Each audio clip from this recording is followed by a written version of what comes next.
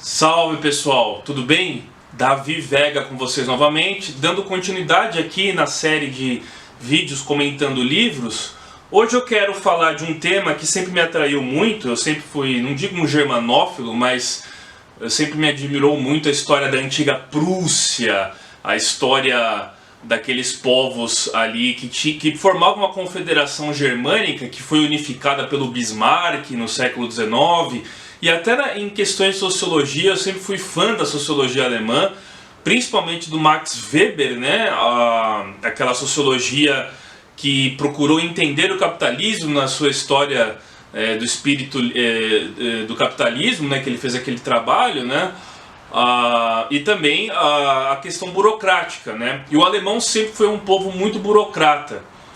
E quando você tem as duas guerras mundiais, a Alemanha termina a Segunda Guerra Mundial sendo ocupada pelo seu lado ocidental, pelos aliados ocidentais, Estados Unidos, França e Inglaterra, e o seu lado oriental pelo aliado dissidente, vamos dizer assim, que seria a Rússia, representada pela União Soviética, né? E Berlim, ela foi ocupada e foi basicamente, não digo administrada, mas ela foi meio que um estado pária, né, vamos dizer assim, autônomo, né, mas não necessariamente um estado oficial, até 1961, quando você tem em 1961 a construção do Muro de Berlim, separando o lado ocidental do lado oriental no auge da Guerra Fria, né, quando se pensou separar o Ocidente da cortina de ferro. E para tratar desse tema eu quero usar o livro O Verde Violentou o Muro, que é um livro do Inácio Loyola Brandão, jornalista brasileiro, muito conhecido pelo seu brilhante trabalho Não Verás País Nenhum, né? E nesse livro, nessa edição que eu tenho, ele começa com um prefácio já dizendo qual foi o desdobramento do fim do Muro de Berlim. Esse livro ele escreveu quando ele visitou a Alemanha, sobretudo Berlim, em 1982. Ele viveu lá, foi convidado para ficar lá na Alemanha por um professor, né, uma espécie de doutorado, vamos dizer assim. E aí ele fez um curso intensivo de alemão, aprendeu algumas palavras, alguns saludos, né, algumas saudações, algumas coisas básicas para sobreviver.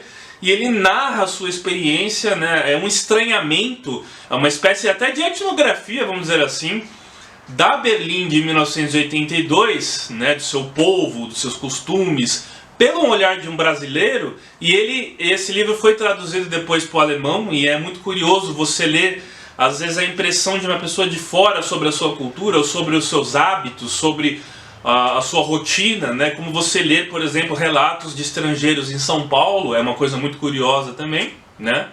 E ele fez isso, e esse livro fez muito sucesso, inclusive na Alemanha, inclusive porque ele retrata uma Berlim que, de certa forma, embora alguns elementos ainda se permaneçam vivos, ela não existe mais, que é a Berlim separada pelo muro na época da Guerra Fria, né? O muro veio abaixo em novembro de 1989, se eu não me engano, 10 de novembro de 1989. Né? Eu, por exemplo, já era nascido, né? Tinha 1 ano de idade. E o curioso é que meu pai, ele foi para a Alemanha na época também da divisão do muro. Se eu não me engano, em 1986 ele foi a trabalho, mas ele não esteve em Berlim, ele esteve em Colônia. E ele lembra como que era, ele me contou várias vezes, né, a experiência dele em Berlim, em Colônia, inclusive quando ele visitou um museu e as fotos da destruição total, né, que só ficou a Catedral de Colônia em pé, o restante da cidade inteira devastada pelos bombardeios da Segunda Guerra Mundial, né. E no tocante a Berlim, eu tenho uma proximidade, embora eu nunca tenha visitado ainda essa cidade, porque eu sempre gostei muito da literatura militar, né, de guerra, e já li os relatos, sobretudo do Anthony Beevor, sobre a Batalha de Berlim, em 1945, com a heróica resistência da Volkssturm, né, da juventude hitlerista, e todos aqueles civis que foram enviados à guerra né, que já não eram mais soldados, para justamente resistir até o último homem da invasão do lado leste da União Soviética, né? Mas isso é uma outra história. E o curioso é que ele fala que Berlim é um topônimo, né, vamos dizer assim, é um nome que ele vem do nome de urso, né? E aí me tocou muito isso, porque o Madrid, né, que é a capital da Espanha, cidade, país do meu pai, a símbolo de Madrid é o El Oso y el Madroño, que é um urso com uma árvore, um madroño, que fica ali na Puerta del Sol, né, perto da Praça Maior. E aí você tem essa estátua como símbolo. É uma estátua recente, não é uma estátua antiga, se eu não me engano, dos anos 50, mas ela se tornou símbolo de Madrid. Inclusive é o símbolo do Atlético de Madrid. Então o urso está sempre muito presente. Mas tem a versão também de que Berlim viria das águas. E aí você tem o rio Spir, né, que é o rio que cruza Berlim, assim como o nosso Tietê em São Paulo, né, o Guaíba em Porto Alegre, enfim, o Sena em Paris, o Tamisa em Londres, todas essas grandes cidades que são cortadas por um rio e que infelizmente o nosso rio aqui de São Paulo ainda não foi recuperado e tratado com uma importância tão grande que tem para a nossa cidade. E ele fala inclusive que quando ele ficou alojado, inclusive no lugar onde assassinaram a Rosa Luxemburgo, foi assassinada pelos Freikorps nos anos 20, em 1919 se eu não me engano, né? E ela foi jogada num córrego e ele estranhou, ele foi visitar aquele lugar e ele estranhou que o córrego não cheirava mal. Então essa ideia de subdesenvolvido, né, de pessoas do países do antigo terceiro mundo, como era chamado, de você ver um córrego e estranhar que ele não cheira mal, né? Sendo que quase todos os nossos córregos aqui de São Paulo, infelizmente, são poluídos, né?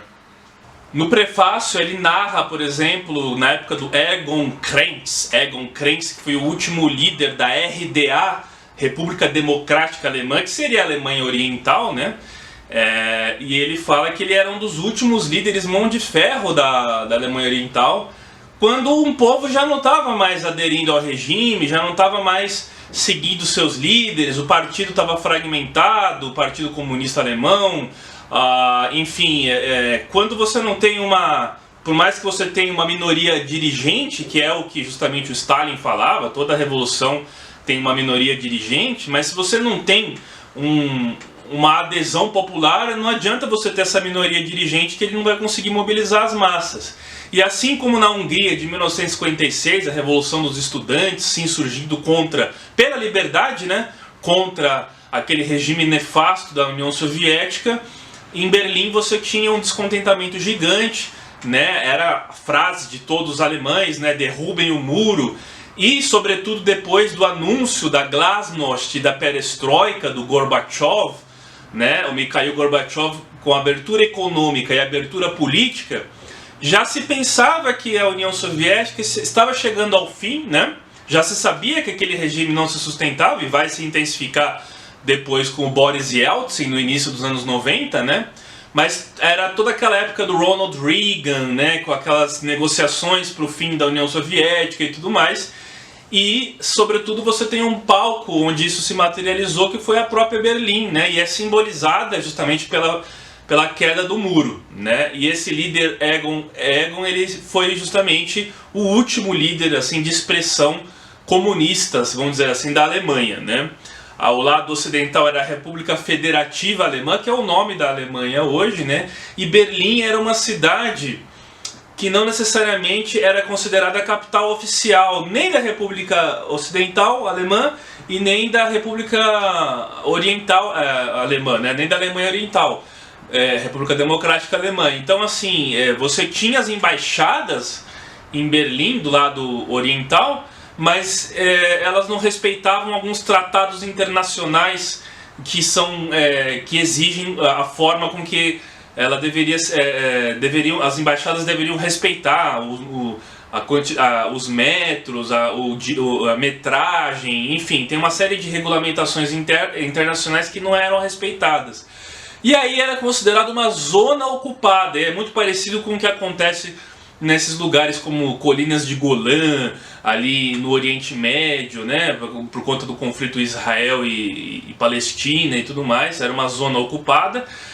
E o curioso é que ele vai justamente falar que o muro, ele se decepcionou com o muro, que o muro ele tinha uns 2 metros apenas e um cano em cima, um lugar assim que era para dificultar as pessoas de pularem o muro, porque vocês muito bem sabem que os alemães orientais tentavam fazer de tudo para ir para o lado ocidental. Nunca era o contrário, né? Até porque, pela liberdade da real democracia, que era da República Federativa Alemã, o povo tinha direito de passar para o outro lado. Os ocidentais podiam passar para o lado oriental, mas os orientais não podiam passar para o lado ocidental. Só que eles não podiam voltar com dinheiro.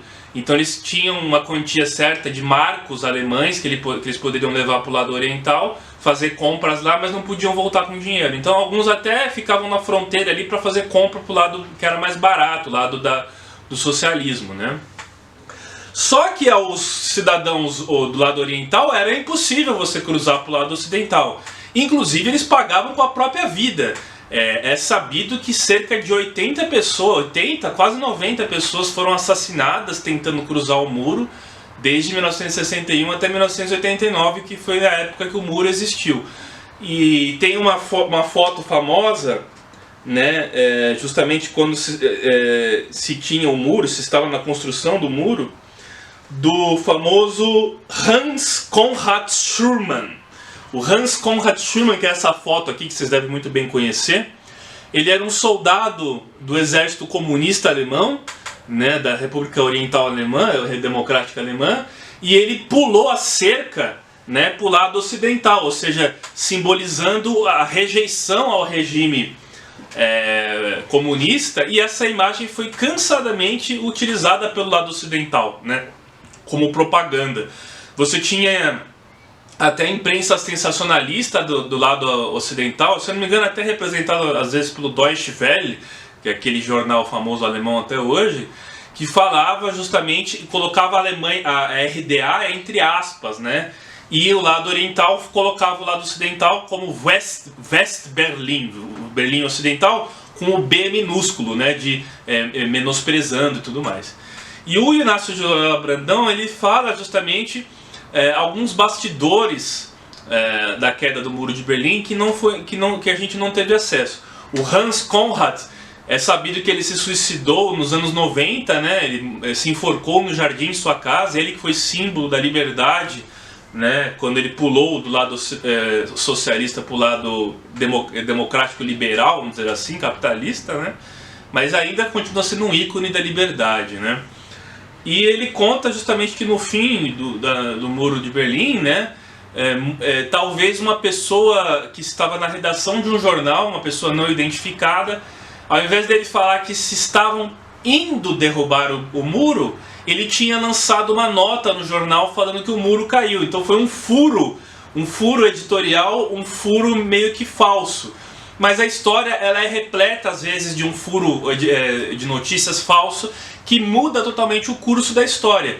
Quando ele lança, por exemplo, a mensagem de que o muro estava caindo, aí você tem uma quantidade massiva de alemães orientais indo em direção ao muro para passar para o lado ocidental e quantidade grande de alemães ocidentais indo ao muro para ver o que estava acontecendo e justamente derrubar para unificar as duas Alemanhas, né? A Alemanha foi um país que foi, como eu falei, a própria confederação germânica de vários estados que nunca foi unificado de fato. E o Bismarck, a duras penas, consegue fundar o segundo Reich, vamos dizer assim, que vai perdurar durante a Primeira Guerra Mundial. A Alemanha nazista foi o terceiro Reich. E depois ela voltou a ser segregada por esse muro, muitas vezes chamado de Muro da Vergonha, né? E era um muro que começou com arames farpados e depois eles levantaram chapas de concreto para separar essas duas Alemanhas, né? Ele ficou muito conhecido pelos seus grafites e os mensagens de liberdade e tudo mais. E uma amiga do Inácio de Loyola Brandão, ela escreve justamente o título desse livro numa parte do muro, né? O verde violentou o muro, e o nome do Inácio de Loyola Brandão, justamente, e ficou muito conhecido, né? Essa imagem aqui, ela escreveu o nome do título desse livro no muro, né? Muito interessante, muito bacana, né? E aí ele vai falando toda a sua experiência, né? E detalhes da Berlim que ele conheceu, né? Enfim, você tem nomes famosos que optaram por viver na Alemanha comunista, optaram por viver na Alemanha da República Democrática Alemã, como Bertolt Brecht, por exemplo, né? Figura expoente do teatro, né? Teatro crítico, militante. Mas não era todo aquele paraíso do socialismo como eles pintavam, né? Então era muito sofrida a vida dos alemães orientais, né? E quase todos eles queriam passar para o lado ocidental. E se sabe que levou muito tempo, e até hoje a Alemanha tem consequências da mentalidade, por exemplo, das gerações que viveram nessa época do comunismo, a se adequar na mentalidade do mundo livre, do mundo aberto, capitalista. Então você tinha, por exemplo, pessoas com dificuldades cognitivas, inclusive até para operar máquinas na indústria, até de motoristas, né, do lado que passaram para o lado ocidental. A geração de hoje não, já está mais ou menos equiparada, né? A Angela Merkel, né, a antiga primeira-ministra alemã, ela vinha desse lado oriental também, mas foi uma grande política e tal. Enfim, você tem, por exemplo, as impressões do Inácio de Loyola Brandão, quando ele chega na Berlim e ele fala que o lado ocidental seria um lado da Alemanha fútil, né, o lado brega, porque é o lado rico, o lado que o dinheiro proporciona, aquela futilidade, aquele vazio, mas pelo menos e principalmente uma liberdade, né? Uma coisa que não se via do lado cinzento, do lado morto, do lado frio, como ele chama, que seria o lado da Alemanha Oriental, né? Ele fala justamente das dificuldades que ele teve. Ele vai narrar, por exemplo, de um amistoso entre Brasil e Alemanha, que ele conheceu alguns brasileiros morando lá em Berlim, e ele pôde ficar um tempo na casa deles. Daí ele conta depois de um caso que ele teve problema no banheiro dele, ele chamou um encanador e ele não conseguia se comunicar. Ele liga para uma amiga dele do Centro de Literatura Brasileira, né, se eu não me engano, e aí ela no telefone traduz para ele. Hoje a gente tem o Google Tradutor, seria muito mais fácil, né? Mas naquela época ele pelo menos tinha um telefone, e ele fala que justamente o telefone sem tocar em seu quarto era uma coisa que lembrava a solidão dele vivendo numa cidade muito cosmopolita, né, no lado ocidental principalmente, muito cosmopolita, num bairro de negros, onde tinha uma grande quantidade de negros, de homossexuais, que era um lugar específico de homossexuais também, e ele fala que não era tão seguro assim, estando ele vivendo num subúrbio de imigrantes africanos e de homossexuais, porque tinha logo perto uma delegacia de polícia, porque ele fala também de uma Alemanha intolerante, do neonazismo. Ele vai falar dos punks, dos skinheads, né? E ele inclusive narra uma passagem interessante de um punk, né? Que ele viu um punk com moicano, a jaqueta cheia de taxinha e tudo mais, rebelde contra o sistema, mas como todo bom alemão, cumpridor das regras e das leis, né? Então ele foi atravessar a rua e esperou o sinal abrir para ele poder atravessar. Ou seja, é muito curioso isso, né? Um jovem contra o sistema, contra as leis, mas na hora do vamos ver ele respeita as regras da sociedade, né? Meu pai tinha falado isso, que diferente daqui, que a gente tem o sinal, por exemplo, que fica vermelho, mas não tem nenhum carro passando, você pode atravessar mesmo assim, porque não tem nenhum carro.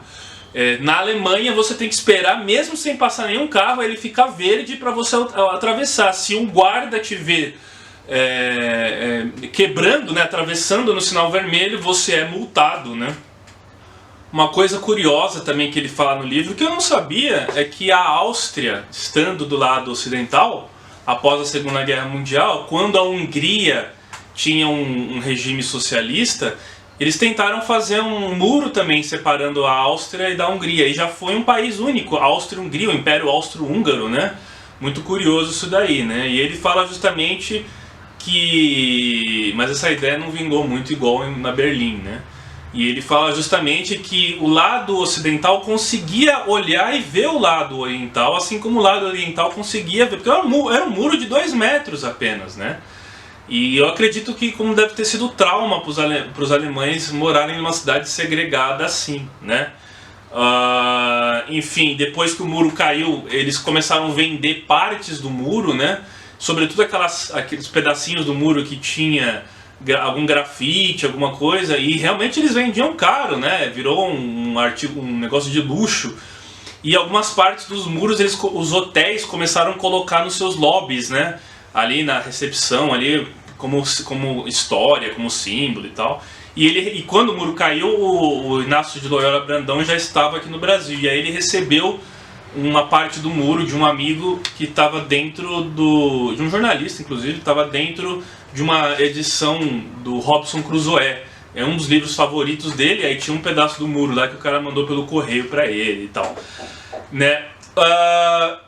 Quando a gente tinha um jornalismo sério da maior emissora do Brasil, né, Rede Globo, ficou muito famoso aquela cobertura do Muro de Berlim, né, da queda do Muro de Berlim pelo Pedro Bial, né? Enfim, quando se fazia um jornalismo sério, quando se tinha realmente uma objetividade de se passar a notícia real, né? Embora a Rede Globo tenha sempre tido seus mecanismos de manipulação, de tentar se acreditar como a detentora daquela que vai mudar ou coordenar o comportamento do povo brasileiro, ou eleger quem eles querem que seja para representantes e tudo mais. Não quero entrar nesse mérito, mas de fato naquela época a Rede Globo fez uma boa cobertura do fim do Muro de Berlim, e essa história de que um jornalista teria lançado um furo falso que levou a todo esse acontecimento foi justamente narrada, se não me engano, até pelo jornalista Pedro Bial, quando ele fez essa cobertura lá em Berlim, né? Ele vai falar justamente da diferença dos carros, né? Do lado ocidental tinha muito Fusca, né? O Volkswagen, né? Que foi projetado pelo Ferdinand Porsche, né? Amando do Hitler, né? Que era para ser um carro popular, Volkswagen, carro do povo, né? E do lado oriental aqueles carros da marca Lada, né? Laika Lada, lá da União Soviética, que eram carros que viviam dando problema e poluíam muito o ar, né? Os veículos soviéticos, eles não tinham um filtro, eles não tinham uma manutenção apropriada, adequada aos padrões internacionais. E quando caiu o muro, as pessoas do lado oriental, todos eles entraram em seus carros e deixaram loucamente o lado oriental para chegar no lado ocidental, né? Todo mundo teve um êxodo, vamos dizer assim, um êxodo massivo de alemães orientais querendo passar para o lado ocidental, para o lado livre, né, vamos dizer assim. E enfim, isso no começo acabou gerando até um problema para os alemães ocidentais, que começaram a desenvolver um preconceito com os alemães orientais, né, e quase se construiu um outro muro, né, como ele diz, mas se levantou um muro simbólico. O muro simbólico dos alemães ocidentais, ocidentalizados, com a mentalidade do mundo ocidental, segregado pelo muro simbólico do lado oriental, que eram os alemães, com aquela mentalidade ainda de um lugar onde era tudo centralizado, o comunismo centraliza tudo, onde não estavam adequados à liberdade de mercado, à liberdade de imprensa, à liberdade de mentalidade, né, uma open-minded, né, de mentalidade, a mindset, né, que era a mentalidade deles era muito atrasada.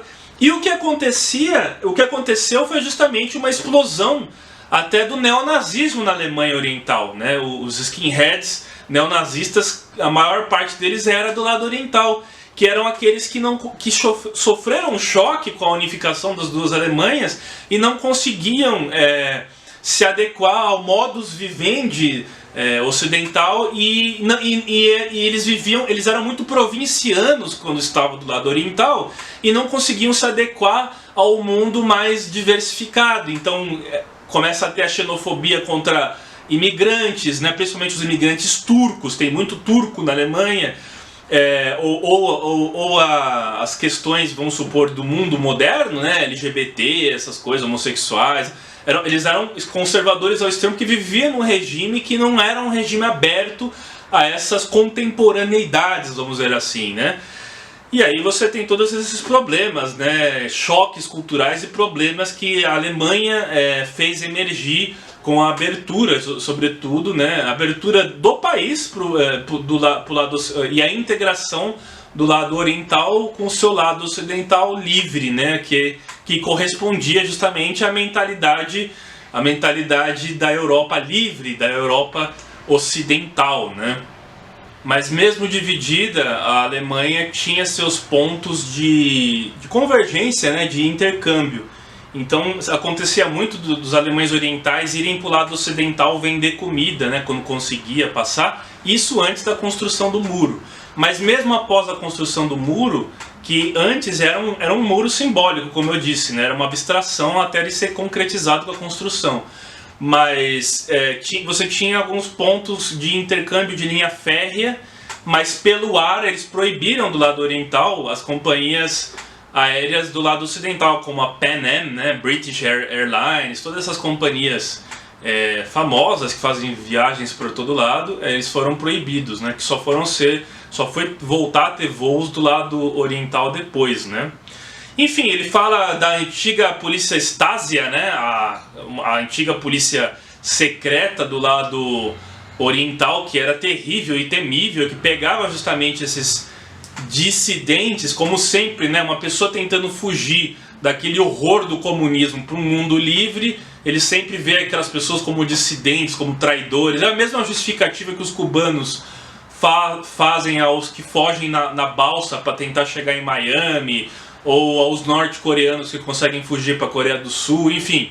É sempre assim, uma pessoa que quer simplesmente ser livre, ter uma vida um pouco melhor num regime aberto, ela é vista como traidora, né? Você é obrigado a viver no jugo daquela ditadura ferrenha e terrível, né?